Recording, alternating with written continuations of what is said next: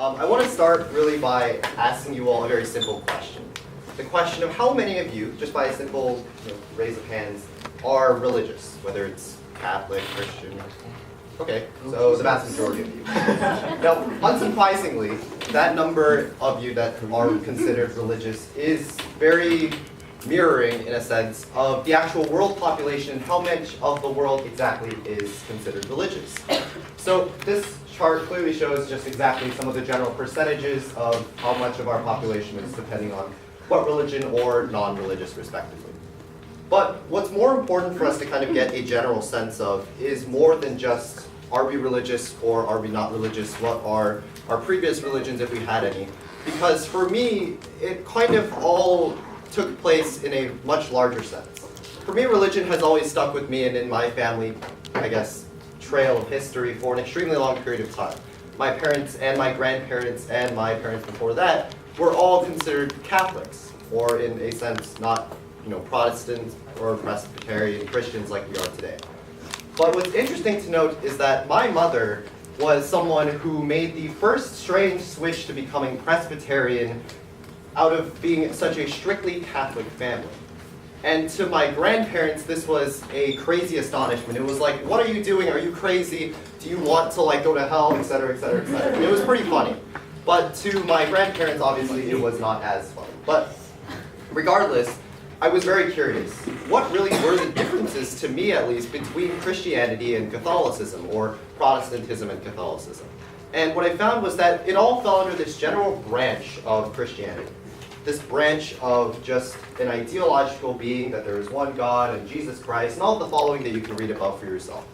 But the interesting thing to me was, what will be our future religion? Because to all of us, we see different religions like Christianity, right? We see different religions like Catholicism, we see Buddhism, we see all of these different religions in the world today, and yet just tomorrow, will there be new religions that arrive, or will there be new ideas that spring up? Will there be new different forms of religions that are popular of the world? And out of these so many different religions that exist today, exactly why are the religions right now as popular as they are? And so this kind of took me on an interesting journey, and I thought that to explore this very interesting question of the religion of the future, we have to look at it from three different perspectives. First, looking at it from the past, the present, and the future. So let's begin with the past. So obviously, this is recognized as the evolutionary tree of religion. It's an extremely detailed branch of a lot of different religions ever since the start of history, starting everything from animism, which you may have learned in world history, all the way up to other religions given above here that are some of the more popular ones of today. And so obviously, it's an extremely large and extremely time-consuming process for us to just switch religions and to get new denominations. And so our past has often frequently been recognized as everything starting from animism. So what is animism? Well, again, you've all probably learned it as it is, but just to give a very simple overview, animism falls under these two definitions. Very simple, but because animism is such a large branch of religion, we can't necessarily narrow it down to just one specific definition. And as a reason, I guess, in a sense, we are left with two separate ideas of animism, dependent upon where you looked at in the world. Now, what I was very curious about, though, was why is animism not popular anymore today?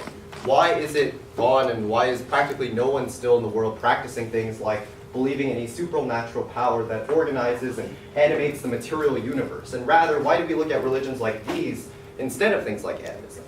Well, what I found was that religions of today actually do something a bit differently than the religions of the past. Things like Roman gods and Greek gods and animistic gods.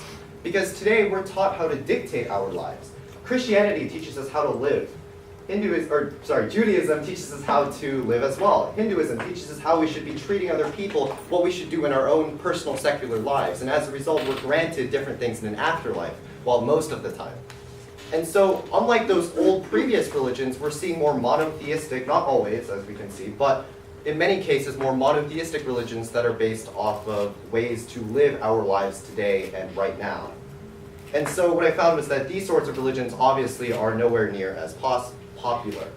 But what I also came to from analyzing the past were religions like Zoroastrianism.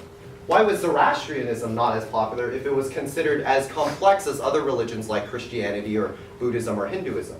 Well, what I also discovered was a very interesting correlation between religion and our culture.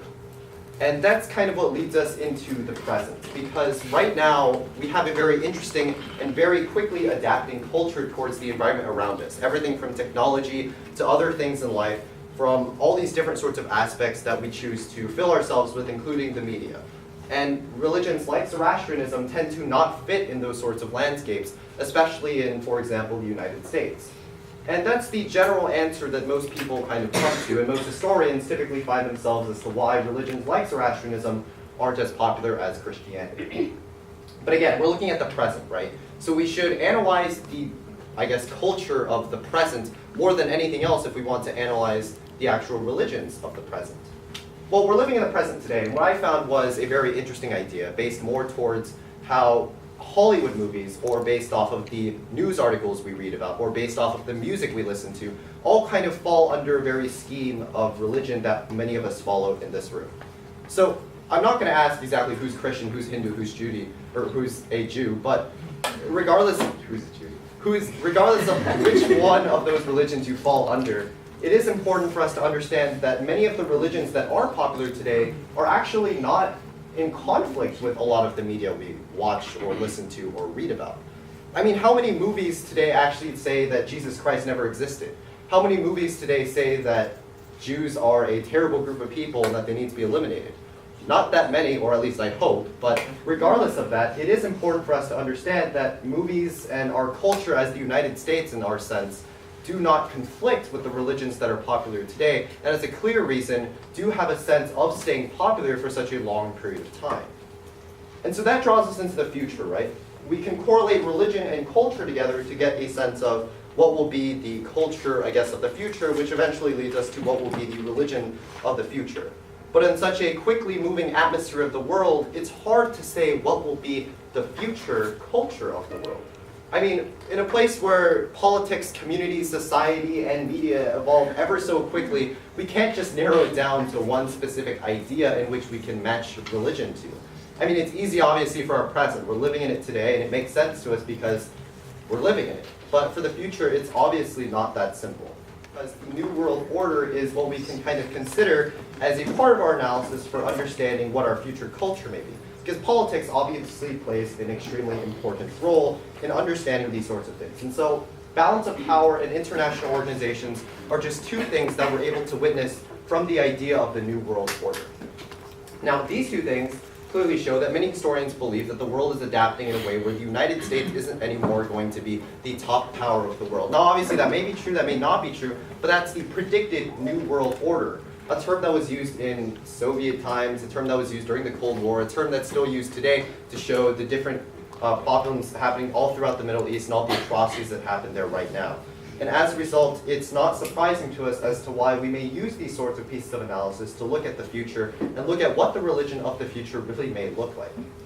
And the sad thing is that I started off by asking you a very interesting question on what the future religion of our world may be, on what it will be on, if it will stay Christianity, if it will stay as Buddhist, or if it will evolve into something else that we may never have heard of in the years to come. And for all we know, the future may look like this, it may look like this, or it can even look like this. And so regardless of what type of a future we want to live in or what we eventually have to live in isn't up to us, but what it's up to is understanding that the religion of our current times is just as important as it may be in the future. The future of our religion is dictated by us as people who have a specific culture, and as we choose to evolve, our religion evolves with us as it has ever since the start of religion all the way back from animism. And so when we consider the different sorts of aspects of religion, and to really answer the question to you on what our future religion may be, all I can tell you today is that our religion is defined by us, our culture, and our habits as people and as the rest of humanity chooses to